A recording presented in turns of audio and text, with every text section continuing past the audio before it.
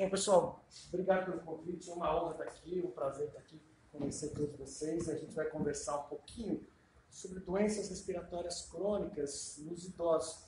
Como ele apresentou, meu nome é Mauro, eu sou professor da Faculdade de Ciências Médicas da Santa Casa, vi que tem alguém da Santa Casa. Já ouviu falar, né? Já ouvi falar. Desconto esse tempo de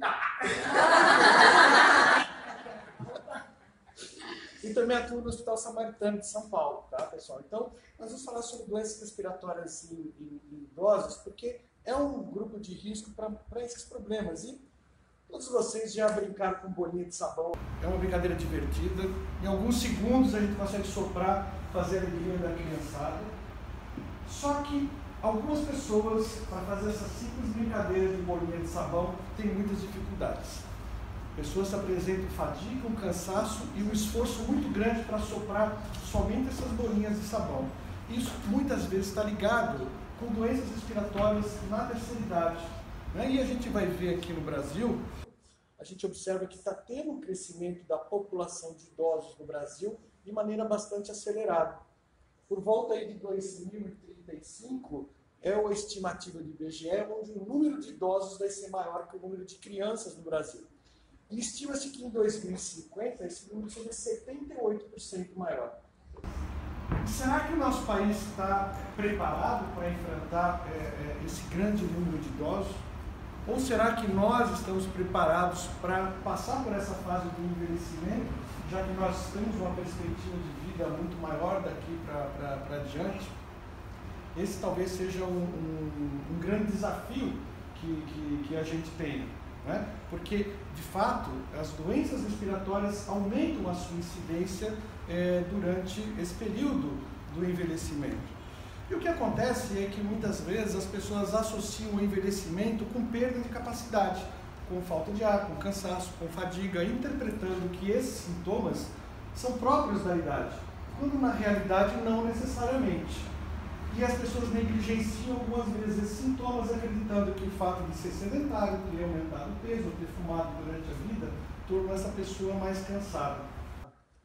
E não necessariamente isso é verdade. Meu pai vai fazer 80 anos em janeiro. E ele agora está pensando em se aposentar. Ele foi há 2 meses homenageado no Conselho Regional de Contabilidade como um dos contadores mais antigos de São Paulo. No entanto, as pessoas não percebem que é possível ter esse envelhecimento sem sintomas. E não necessariamente a pessoa precisa ter o cansaço.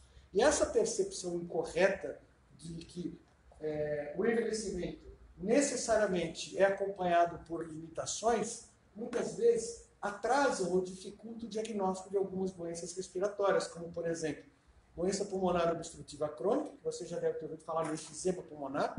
O enfisema é esse nome difícil aí dessa doença. E a outra é chamada fibrose pulmonar idiopática, que você apresentou como FPI, e acredito que a maioria das pessoas nunca deve ter ouvido falar sobre essa doença. Então, o que é essa doença? O que é FPI? Vou pedir para vocês prestarem atenção nessa próxima imagem. Todo mundo já se lambuzou de mel alguma vez na vida, até pode ter enjoado de comer mel. E esse favo de mel aqui, ele vai esconder o segredo do que é essa doença, a fibrose pulmonar idiopática. O nosso pulmão é formado por pequenas células, são saquinhos de ar. Esses saquinhos, eles inflam e desinflam conforme a gente respira, e o ar que penetra pela nossa respiração, pela boca, pelo nariz, vai pelos brônquios, vai lá dentro desses saquinhos, traz o oxigênio, que vai passar para o sangue, e aí vai nutrir o nosso corpo todo. O oxigênio é o combustível principal do nosso corpo. A gente pode passar dias ou semanas sem comer e não morre. Você já ouviu falar de gente que fez greve de fome e não morreu. Mas se a gente ficar 3 minutos sem oxigênio, a gente morre. Nosso corpo, 3 minutos sem, morreu. Então, se a gente começa a ter uma limitação de oxigenação do corpo, os músculos começam a ficar fracos, a gente começa a ter fadiga, o cérebro vai começar a falhar, o coração vai ficar sobrecarregado, vai ter arritmia, vai ter um infarto, coisas do tipo, e é o que acontece nessa doença. Observem esse favo de mel, estão vendo essas casinhas de abelha? O que acontece nessa doença é que as nossas células do pulmão começam a cicatrizar de uma maneira desconhecida, o motivo que isso daí acontece, vai haver uma cicatrização, as paredes das células vão ficando grossas, como esse favo de mel, e o oxigênio tem dificuldade de passar para o sangue. Aí o corpo todo fica sem oxigenação e começa a sofrer.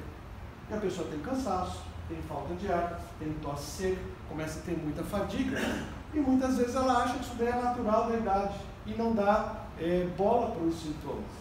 Então é importantíssimo a percepção desses sintomas de cansaço, porque esse favo de mel explica exatamente essa parede grossa, por que o oxigênio não passa. E o pulmão vai ficando cada vez mais encolhido, rígido, os movimentos mais curtos e a pessoa com mais falta de ar. Então o que é a fibrose pulmonar idiopática? O nome já diz. Idiopático significa desconhecido. A gente sabe quais são as consequências da doença, conhecemos até alguns tratamentos para a doença, mas a causa dela, ela é desconhecida. Por que acontece essa cicatrização, ninguém sabe. Agora, o fato é que os sintomas no começo são tão pequenos, é um cansaço somente quando faz um esforço grande. Por exemplo, subir essa arquibancada. Quem tem FPI não conseguiria subir essa arquibancada para assistir a palestra. Mas, com o passar do tempo, o cansaço vai aumentando, as pessoas vão ficando mais limitadas, vão ter que precisar de ajuda de amigos, de parentes, para que façam atividades para ela e, em uma fase final da doença, ter a necessidade do uso de oxigênio. E olha que interessante, a partir do momento do diagnóstico, uma pessoa que tem fibrose pulmonar, ela vive de 2 a 3 anos. Se a gente comparar com uma pessoa que tem câncer de intestino, vive mais do que quem tem fibrose pulmonar idiopática. Quem tem câncer de mama vive mais do que quem tem fibrose pulmonar idiopática. Apesar de não ser uma doença maligna como câncer, é uma doença que leva ao óbito muito mais rapidamente que alguns tipos de câncer. Por isso que para a fibrose pulmonar, para a FPI, o tempo é fundamental.